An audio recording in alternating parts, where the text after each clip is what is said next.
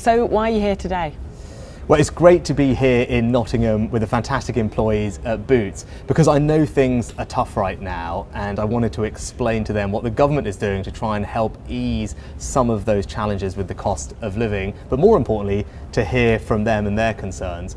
Now, a few weeks ago, we announced significant support to help everyone in the country with the cost of living, with the most vulnerable families receiving around £1,200 of help.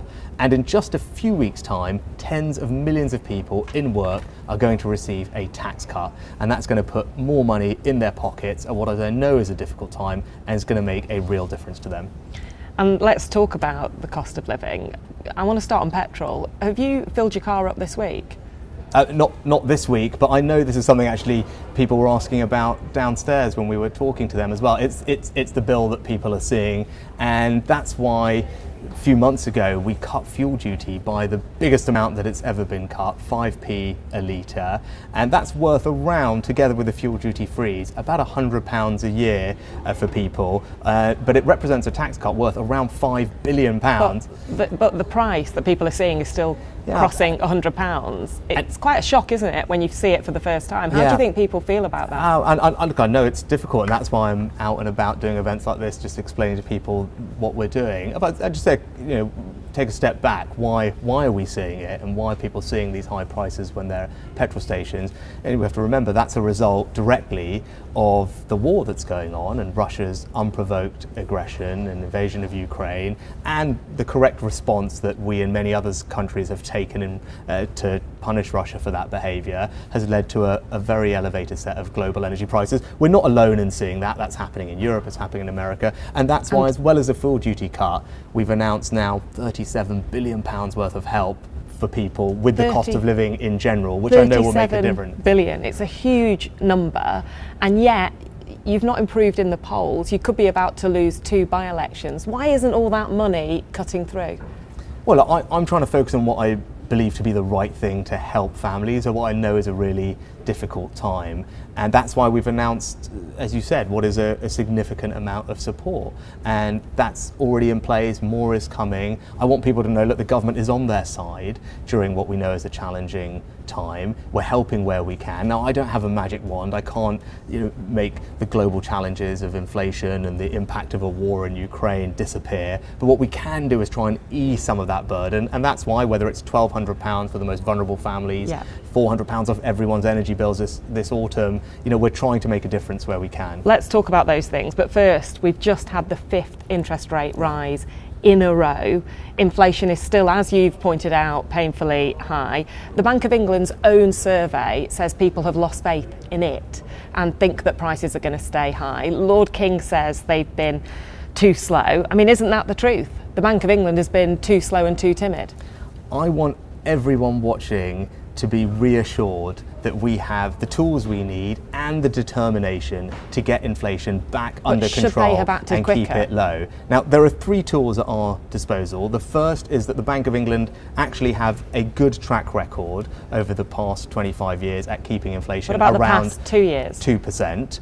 Secondly, I will make sure that I handle our borrowing and debt responsibly so that we don't make the situation worse and increase mortgage rates more than they otherwise are going to have to go up. And lastly, we're doing things like improving our energy supply, moving people off welfare into work. Those are the types of things that will ease inflationary pressures, so people should feel confident that we will get through this, we will get inflation down, and strong growth will return. So no comment there on the Bank of England more recently? Well, the Bank of England is independent of politicians. And you're independent too. Their track record over 25 years of central bank independence in this country is that inflation has averaged 2%. Okay. Now, people watching, I want them to be reassured we will get this under control, we will reduce inflation, and we have, as I said, 3 tools at our disposal. We have the Bank of England, we have constrained borrowing and debt, and we have these kind of things like moving people into work. They will all help, and people should feel confident about And you're spending a lot of money, most recently borrowing £10 billion. There are MPs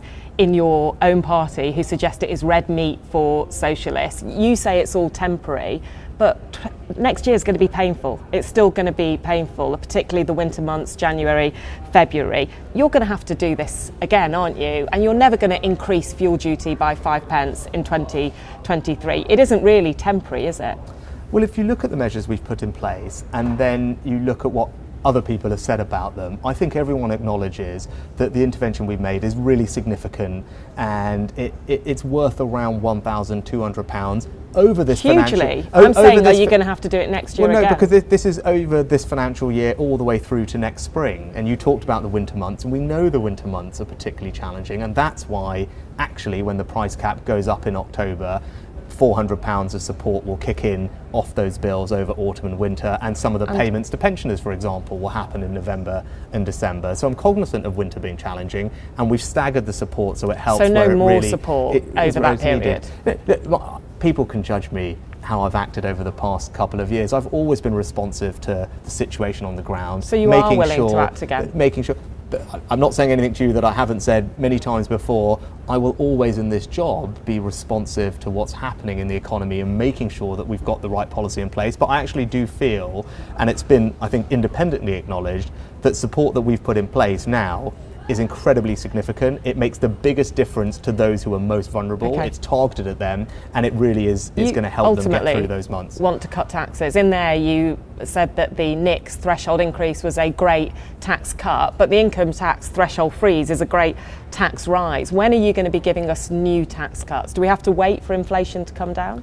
Well, the first of these big tax cuts is coming in just a few weeks' time, and part of me doing these types of events and talking to people. But what about beyond that? Well, let's just start with the one that's coming before we forget how significant it is. This is a £6 billion tax cut in just a few weeks' time. It's the biggest cut to personal taxes in a decade, and it means for 30 million people in work, they are going to receive a tax cut worth £330. So do you accept the income tax threshold freeze as a tax rise then?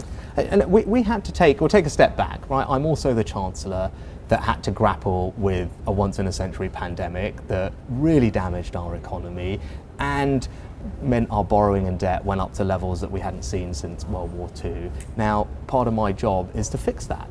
And I take that part of my job really seriously. I have a responsibility to make sure that we don't burden our children with a legacy of debt that I didn't deal with. And that's why I've had to take some decisions, which I know are not always popular and they're difficult, but I firmly believe they are the right and responsible decisions for the long-term benefit of our country and our children's future, and that's why I've done them. Just quickly, Sharon White from John Lewis says that the cost of living crisis is as significant as the COVID crisis. Do you agree with that? No, I do think they are different, and I think Sharon White also was very positive about the measures that I announced a few weeks ago and publicly commented on. So you think this is less of a crisis? I think it's different. I think clearly a global pandemic in which we have to actively shut down huge swathes of the economy for a long period of time is different to the shock that we're experiencing economically from energy prices being elevated as a result of the war. They require different responses. And if you remember, during that time, inflation was virtually non-existent and interest rates were close to 0%.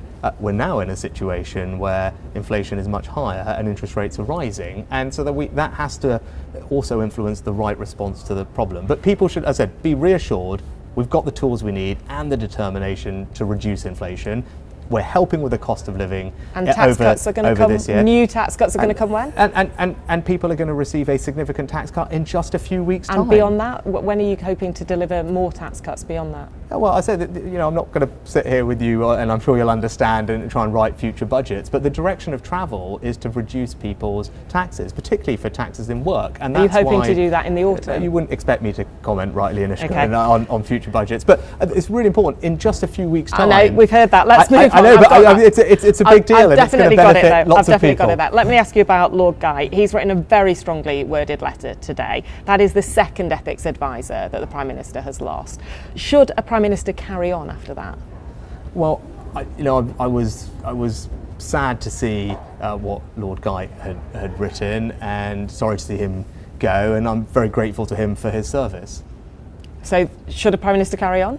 The Prime Minister has been very clear, and you would have seen what he said about the situation. And from what I can understand, and obviously I've been here with you talking to all the employees here at Boots, from what I can understand about the matter in question is that actually no decisions on that matter have been taken as far as I'm aware, and the Prime Minister is considering advice from lots of different places, and it was right that he actually asked Lord Guy for advice as part of that process. And separate to one of the things Lord Guyot mentioned in his letter, in recent days, he said it's reasonable to see a police fine in itself as a breach of the ministerial code. I mean, you obviously got a police fine. Do you think you may have breached the ministerial code? Well, I think, as Lord Guyot, I think acknowledges, but again, I've been here with you. Ultimately, the ultimate arbiter of the ministerial code is the Prime Minister. That's how our system works, and the Prime Minister has fully addressed that matter previously. So no, you didn't break it because the Prime Minister says you didn't break it. The Prime Minister under our system is the one who is the arbiter of the ministerial code, and we as ministers, obviously, we serve the Prime Minister. You said down there that you're a stickler for the rules, and what a lot of your colleagues say to me, and I want to know if you agree with this, is that you turned up to a business meeting in a suit, had a cup of orange juice, as did Simon Case, and you ended up with a police fine. You've been really hard done by there, haven't you? Look, I respect the decision that police have come to.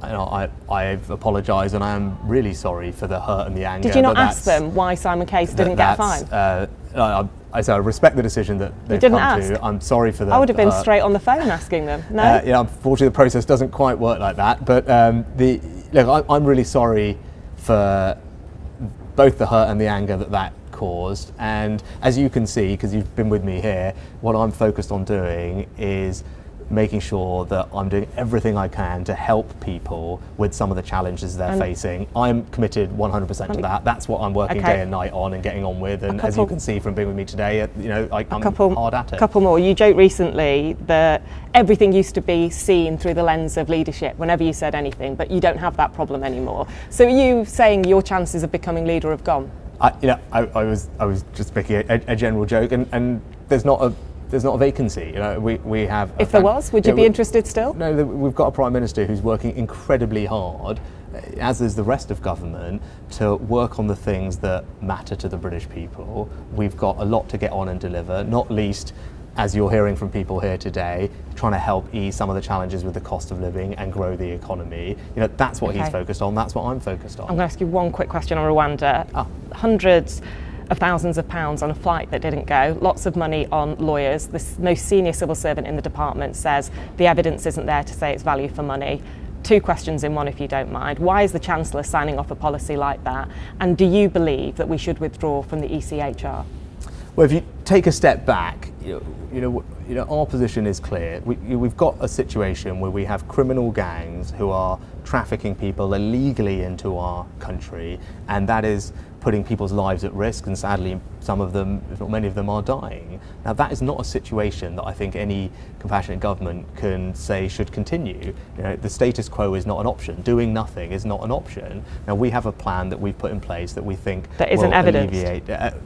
Which we think actually will alleviate that and make a difference. And we always expected that there would be challenges to that plan, and we're prepared for that, and the Home Secretary is working very hard to continue to make sure that we can deliver this policy, break the cycle of criminal gangs putting people's lives at risk. And ECHR?